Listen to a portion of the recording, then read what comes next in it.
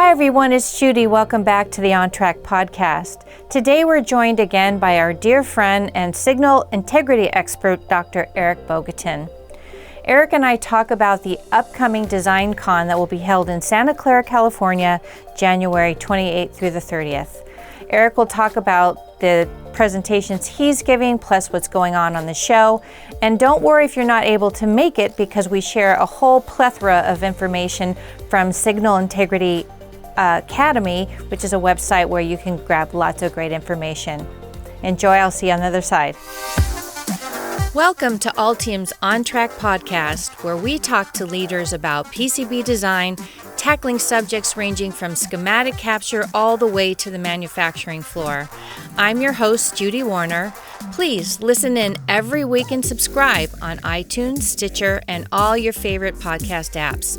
And be sure to check out the show notes at altium.com/podcast, where you can find great resources and multiple ways to connect with us on social media.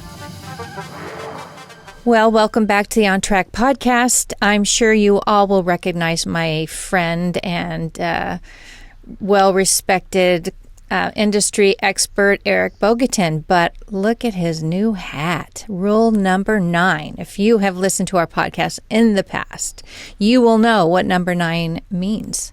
But Eric, for those who did miss those episodes, tell us what number 9 means. So, when I do presentations, and especially when I teach classes, I always tell my students that one of the most important rules in engineering is never do a measurement or simulation without first anticipating the result. And so that's rule number 9, is to think about what you expect to see before you push the simulate button or the run button, so you have something to compare the result to. It's a really important consistency test. And so I got these hats made up to give out to my students in my class when they get their first board successfully fabbed, assembled, debugged, and working, and they boot it up and it's working. They all get a rule number 9 hat as an incentive, and nice. I have students that are in the lab until 11 at night trying to get their board booted because they all want to get one of these rule number 9 hats. That's a good motivator. Yeah. By the way, it was so fun meeting some of your students at Altium Live. Those kids, I hung out with them quite a bit, and what great kids, and they were so much fun, and they even made it in our recap video. So, oh, good. Yeah. Good. Yeah, they were very excited about being able to come out to your conference. Hopefully. So thank you for helping to support them as well. Yeah, my pleasure. Hopefully they learned a lot and went back with full mind. So, well, it is just weeks away from DesignCon, so I wanted to have you in. I know that that's a show for you every year that you speak at that conference and are very involved in. So I wanted to let our listeners know what you've got going at DesignCon this year. And why don't we start out talking about just maybe your history with DesignCon? I think you've been going there for years, right? I was actually one of the first attendees or presenters. Before DesignCon was DesignCon, it was at the time, the Hewlett-Packard High-Speed Digital Symposium. Wow. And it was started by Dave Blandy at HP as marketing guy, and he pulled a bunch of us together to put together presentations on, it was application stories of how instrument or simulation was used to solve signal integrity problems. And I still remember going around, so I put a presentation together about measuring the electrical properties of integrated circuit packages using an impedance analyzer.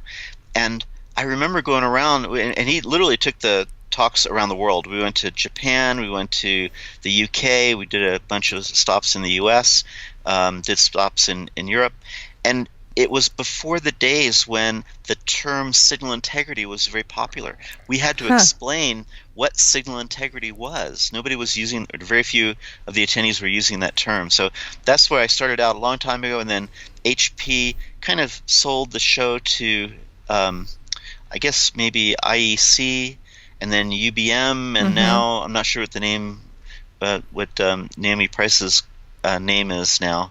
But so it's grown up for all these years, and I have attended, I think, every year, and usually presented and done either technical sessions, or in the last about 15 years they've introduced the speed training events in the Chiphead Theater, and I think that's really my favorite part of DesignCon. So what are the speed training? So yeah, it was about 15 years ago when I can't remember who might have suggested it, but the idea is the show floor is huge. A lot of companies exhibiting there, and there are usually lots of big crowds. And of course, it's open to anybody. You don't need a conference pass to attend the show. And the organizers wanted to add a little bit more value on the show floor. And so they said, hey, let's take an area of the show floor, we'll put chairs there and a little stage, and then we'll have folks come up. And the idea is it'd be short, concise presentations, single concept kind of presentations, and something that'll be kind of fun and informal. And so I think when they talked to me about it, I suggested the idea of speed training, that we do one topic really fast and show a lot of demos and make it very informal. And so I started doing them 15 years ago, and I try to take one of the more interesting topics from either one of the classes I was doing or puzzles that I had encountered and engineers had come to me with, or there were little teasers. And so I've done at least one, sometimes two of these for the last 15 years. And about 5 or 6 years ago, DesignCon introduced the Ask the Experts panel, and we do that. We do that at in the Chiphead Theater as a speed training event as well. And this year, coming up in January 2020, I'm going to be doing we really call it Stump the Experts panel, because that's usually what it comes out to. So I was able to arm twist a number of my industry colleagues to join us, and so I know there's going to be Steve Sandler's going to be on it, and Istvan Novak, Larry Smith. So we're going to have basically three of the world's experts in power integrity on the stage at one time. So collectively, we did an estimate. We're going to have like 150, 200 man years of expertise in signal integrity and power integrity on this panel. Wow. So if collectively we all don't know the answer, I'm not sure it really exists out there. So That's we're fun. so I'm not sure when it's scheduled. I think it's Wednesday, maybe. So we're looking for folks to come join us in the audience and come with your questions. Come with a question that's bugged you for a while, or that you think is a really interesting question, and see if the panel can answer it. Kind of stump the experts there. So that's fun. That's going to be one of them. And it's really the other aspect of it is it's a panel of some of the folks on the editorial advisory board of the Signal Integrity Journal.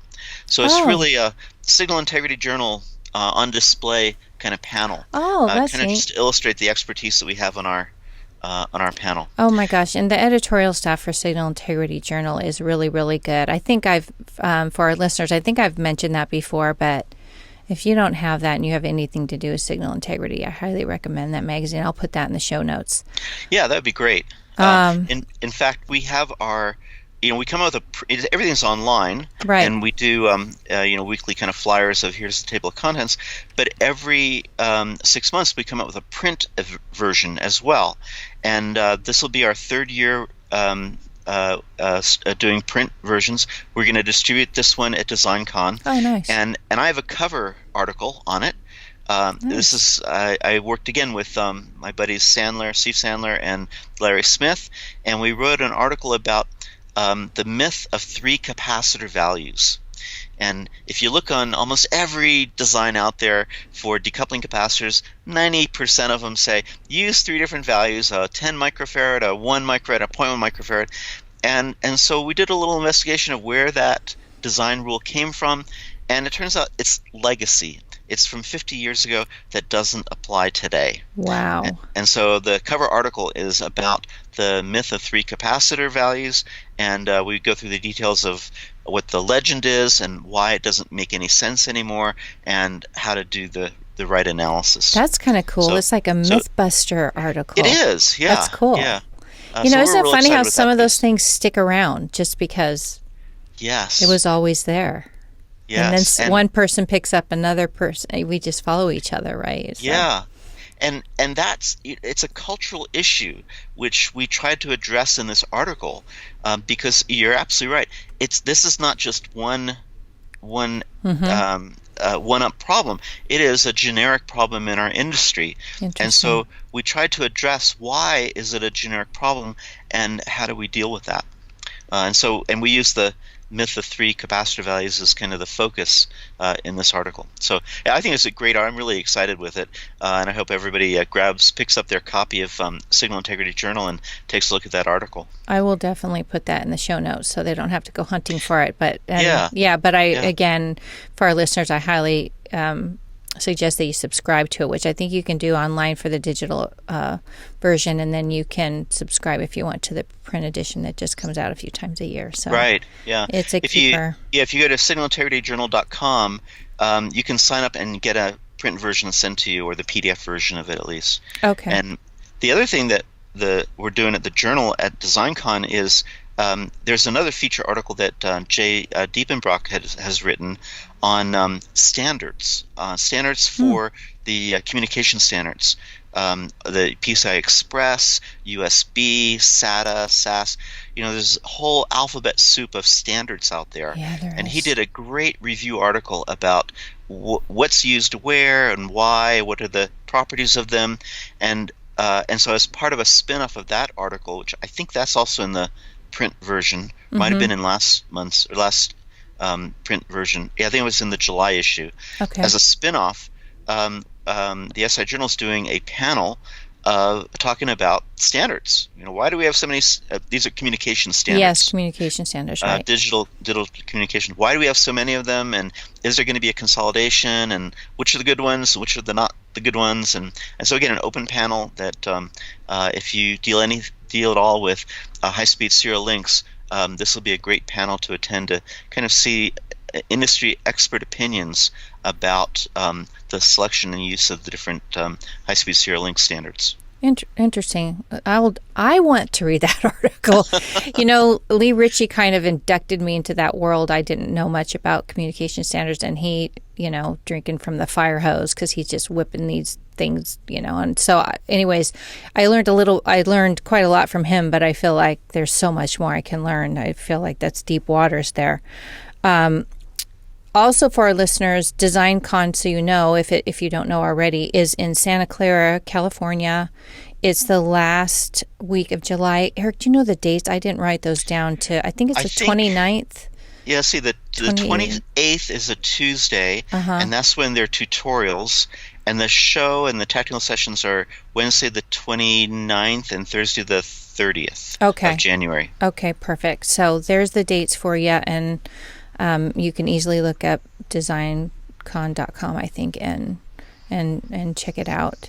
And the proceedings are only available to the attendees, right, or the paid conference attendees, right? So right. Okay. Right. So if you don't go, you snooze, you lose. So, anyways, it's a great show. What will you be teaching? Besides the speed, the speed. I want to see speed dating. Yeah, speed dating. Well, actually, there's it's not quite speed dating, but there is a program speed networking. Speed networking, yes. Yeah. Specifically for either students or young engineers to get some coaching about how to find a job and career planning. I think Suzanne DeFree is coordinating that. I apologize. I don't know when in the schedule. I'll find it and I'll throw it in the notes. Okay. Yeah. So that's a really great one for young engineers. Mm-hmm. You talk to us graybeards out there that have been doing this for a long time, and we'll give you some pointers about recommendations of how to find a job, how to write a resume, what's important to look for in a job, and I think there'll be 3 or 4 of us that'll be offering our opinions about this. So that's another one of the. I think it is also in the Chiphead Theater. Okay. And then there's individual networking and coaching sessions following that. That's great. That's really Yeah, so valuable. so What it a is good kind of idea. speed networking. I'm sure in a that way. was the play off the word, I think, when they came Yeah. up with the speed networking. But the speed training you're doing, the panel Yeah. you're doing, are you So, doing let's any see. other talks?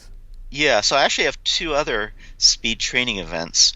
So what I like about the speed training in the Chiphead Theater is it's very informal. I'm competing against all the other exhibits that are around there, Right. and it's open, so anybody can come and go. Right. And so I take it as a personal challenge to try to be exciting enough to grab folks from walking down the corridors of the other booths, to grab them to come over and to not let them go because they're so excited with what I'm doing. And so I kind of pull a Ron Popeil. I don't know, you might remember Ron Popeil. So if you used to watch TV at like 2 a.m, surfing through channels, you'll see these infomercials with Ron Popeil. He passed away about 4 or 5 years ago, but when he was alive, he would do these infomercials where he would show you The ShamWow? Was he the ShamWow guy? No, that was the Australian guy. Okay. He did the Pocket Fisherman. Okay. Ron Popeil did the rotisserie grill. He did the air fryer. And for the rotisserie grill, he had a tagline, and he would say, "Set it and forget it."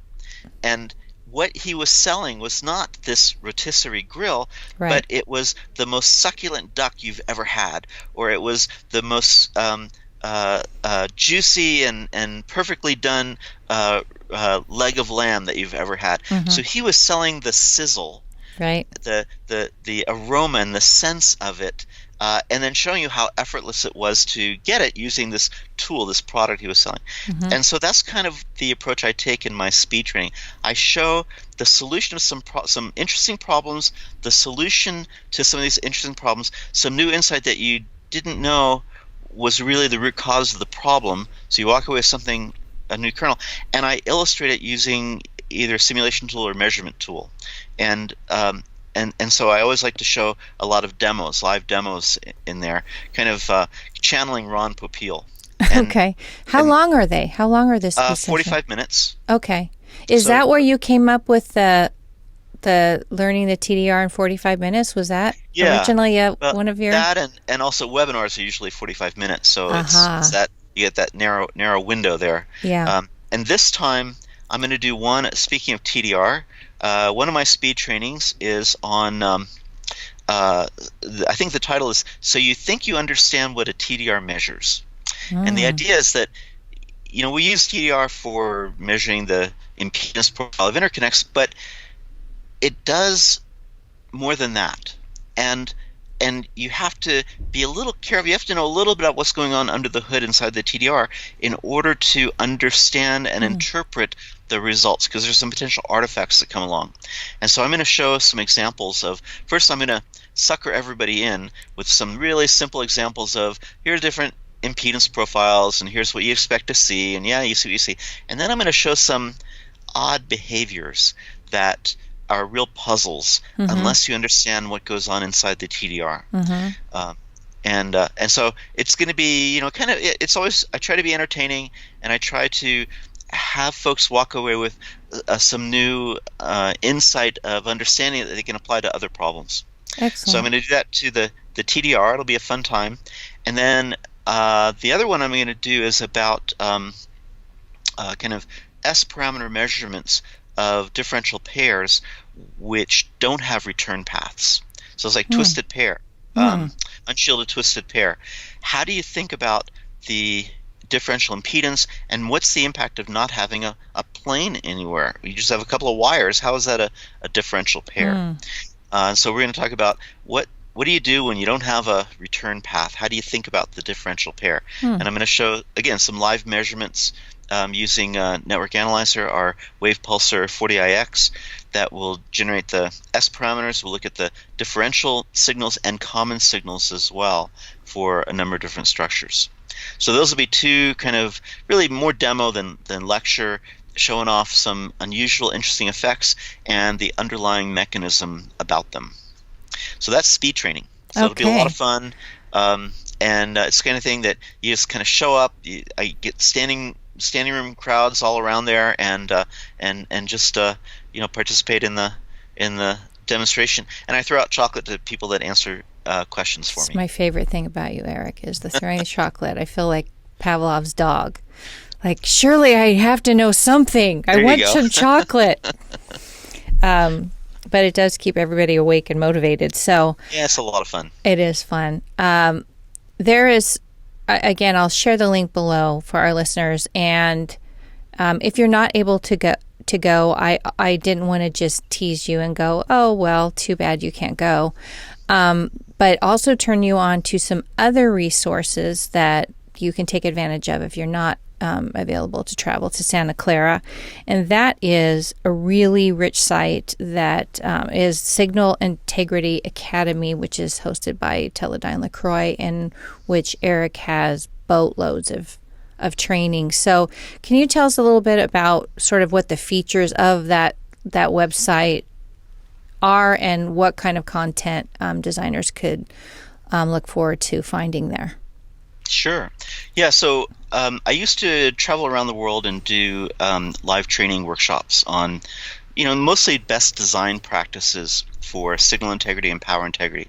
And we recorded those classes that I would do, parsed them up into small little lessons, and posted it all on a web portal. So it's all streaming video, combining. Gosh, I've added a bunch of other lectures since then, and I think there's about 180, almost 200 hours of video on lectures that I've done and courses on signal integrity, power integrity design. And in the last 5 years, I've been working very closely with my buddies at Teledyne LaCroix, and we've been focusing on best measurement practices. Mm-hmm. And so I've taken some common engineering kind of problems and circuit boards and structures where you want to measure some quality of it, some feature, and then putting together presentations about how do you go about measuring them, how do you avoid the artifacts, how do you get a measurement and interpret the results and do consistency tests. Mm-hmm. And so I illustrate what I think are, I think there are 4 really important principles of best measurement practice. Rule number 9, of course, is one of them. Rule number 9. Because when you're doing a measurement, you want to think about what you expect to see before you do it. I cover what I call situational awareness, which is about thinking about what is the instrument really measuring. And that's this idea of the TDR. How do you interpret the result? You have to know what the instrument's really measuring to know how to interpret them. And same thing with scopes and any measurement. Mm-hmm. So we've got a bunch of content on the SI Academy website about not only best design practices, but also best measurement practices. And in the last 2 or 3 years, I've been doing a bunch of webinars specifically on measurement practices. And we've recorded all of those, and links to those webinars are all on the homepage on the Signal Integrity Academy.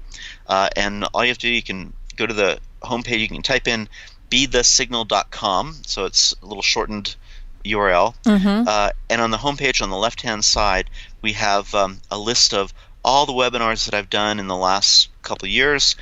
They're all free. You just click on them and you go to a page that'll get you the landing page to view the webinar and download the slides as well. So we got a lot of content up there, and it's growing all the time as I do more presentations. Yeah, the reason I rang you up just before the holidays is because I saw you had, I think it's a 6-part series on TDR. Is that right? Yeah. So, we've come out with a new TDR unit that is. I've used a bunch of TDRs over the years, but this I have to say is a really slick TDR. It's really, really simple, easy to use, nice interface to it, has really low cost, and most importantly, it's really insensitive to ESD. ESD is the killer for most TDRs because of the little switching diode that's on the inside.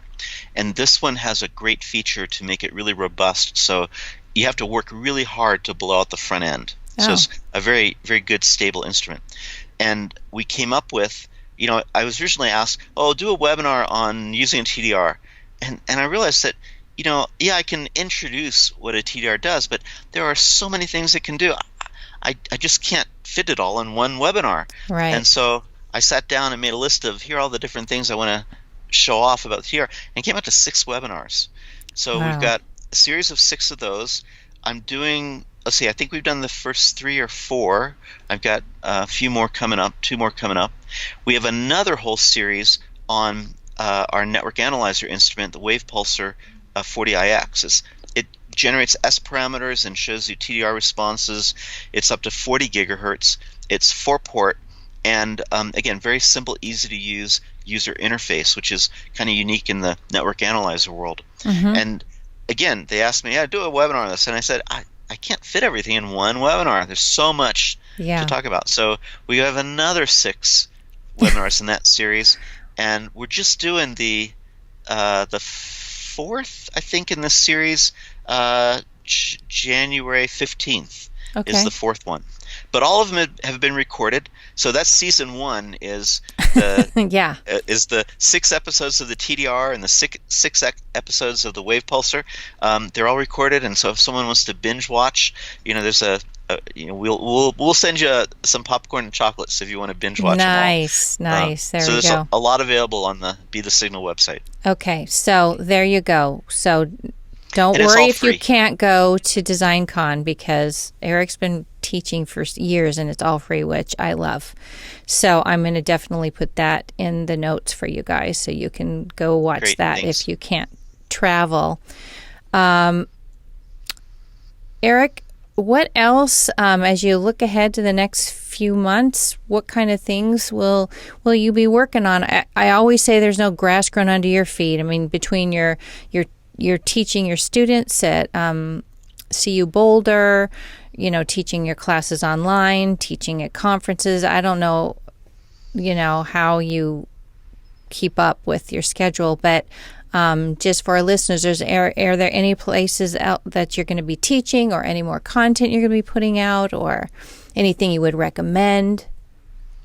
Well, see, I got a couple things in the works. I hope by DesignCon, I don't think it'll be released, but it'll at least be with the publisher. I've got a new book that I've been working on with Arctech House, a new publisher for me. Okay, good. They're kind of a cousin, because I'm the technical editor of Signal Integrity Journal, and our 2 publications are owned by Horizon House. Mm-hmm. So we're kind of cousins, I guess. Right.